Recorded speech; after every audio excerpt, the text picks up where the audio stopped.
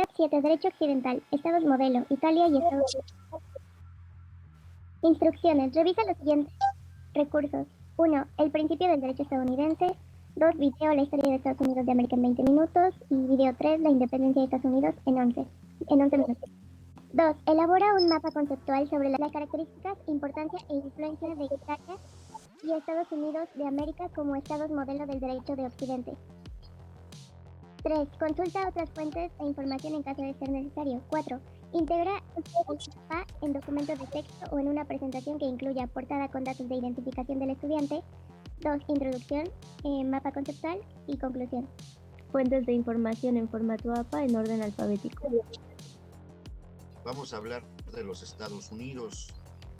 ¿Qué saben de Estados Unidos? Cuéntenme. ¿Cómo se forma? ¿Por qué llega? Cosas de esas. Ya aprendimos en Europa, en la época medieval, quién gobernaba, quién tenía el poder.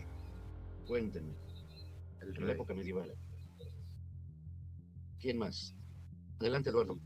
La pregunta de qué conocemos o qué conozco de Estados Unidos es que fue colonizada por Inglaterra y bueno, surgieron 13 colonias de Inglaterra y bueno, se pusieron del lado este de Norteamérica y pues con el paso del tiempo esas colonias eran o se gobernaban de forma autónoma o tenían cierta autonomía y lo único que hacían creo que era pues pagar impuestos a la corona o algo así. Después pues se independizaron en 1776 me parece por diversos conflictos con la corona y de ahí se conformaron en unos Estados Unidos de Norteamérica, de ahí su pues nombre, ya que realmente eran colonias separadas y autónomas que se unieron para conformar pues una nación o pues un nuevo estado. Hicieron su constitución, que creo que es una constitución corta, creo que solo tiene 11 13 artículos y 29 enmiendas, me parece. Y de ahí, pues hasta la actualidad se desarrolla y bueno, se empieza a expandir sus territorios. Creo que primero fue del lado oeste, las primeras 13 colonias, después adquiere de Francia la Luisiana, me parece, o bueno, que es como la mitad de su territorio, y después de México también adquiere pues, la parte sur y oeste de su territorio. Muy bien, pero díganme, ¿cuáles eran las condiciones en las que vivía la gente en Europa ya en el Renacimiento? Es decir, después bueno, durante el Renacimiento y después del descubrimiento de América, es decir, por el año, en el siglo que sería en el 16, es decir, en el 1500, principios de 1600, ¿cómo vivían en Europa? ¿Cuál era la condición que tenían los pobladores de Europa? ¿Quién gobernaba? Era el rey. Bueno, eran monarquías. Las monarquías, ya aprendimos que, por ejemplo, en Francia, eran autoritarias, absolutistas, la justicia no era bien impartida al pueblo, los privilegiados, que eran la aristocracia, vayan, y los burgueses eran privilegiados. Las condiciones laborales eran terribles, aparece la revolución industrial, bueno, aparece, va surgiendo la ciencia, la tecnología, se va modificando la vida, la Iglesia Católica cobraba el diezmo, controlaba jurídicamente y espiritualmente, controlaba a la gente, había analfabetismo, las condiciones eran de pobreza, lo que aprendimos que daban los rescoldos de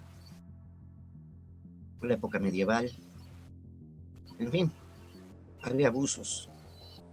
Entonces, al conocer que los españoles ya habían llegado a este continente, Después, los españoles también conquistaron parte de lo que ahora es Estados Unidos y piensan en una mejor forma de vivir. Hagan de cuenta que es la tierra prometida de los hebreos. Quieren cambiar de vida, quieren estar libres, quieren vivir tranquilos. Y entonces, además de que llegaron los españoles, llegan los franceses, alemanes, ingleses, holandeses, efectivamente a lo que se conoció con el nombre de las 13 colonias. Pero el territorio en realidad estuvo dominado por la corona inglesa, pero también Francia tenía grandes extensiones territoriales. Incluso llegó hasta Francia, le tocó lo que ahora es Canadá. Bueno, no le tocó, dije mal, sino que lo comienzan a poblar. Van desplazando a las 13 colonias, van desplazando a los indios, por ejemplo a los Sioux. Les arrebatan su tierra, los asesinan para asentarse ellos. Y entre la gente que viene, llegan, por ejemplo, católicos, llegan protestantes, llegan gente que tienen influencia de los hebreos, es decir, la Biblia es la base de su organización, como lo hicieron los hebreos. Llegan con la idea de liberarse, es el liberalismo. ¿Se liberan de quién? Se liberan de la opresión de la monarquía. Hay liberalismo social y liberalismo económico. Y tienen que pagar a la corona española, me corrijo, a la corona inglesa, efectivamente un tributo, impuestos. Sabemos que los ingleses son conocidos porque toman infusiones, toman tecitos, toman té. Y entonces en Norteamérica pues cultivaron, no sé qué té, pero cultivaban té, lo transportaban o lo llevaban para Inglaterra. El asunto es que por el exceso de impuestos hay unos colonos que se disfrazan de indios y el cargamento que llevaban que iba a ir para Inglaterra, el cargamento de té, lo echan al mar y eso le molesta a la corona.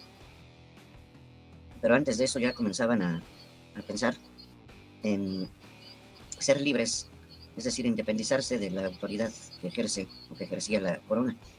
Y entre ellos está Washington, George Washington y otros personajes en donde luchan, pelean y finalmente logran vencer al ejército de la corona y entonces constituyen un nuevo país en donde va a aparecer por primera vez un presidente, es decir, alguien que los va a presidir, que va a presidir a toda la organización.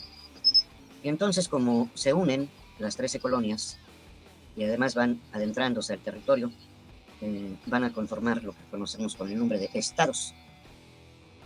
Y al crear su constitución, dividen el poder en ejecutivo, el legislativo y el judicial.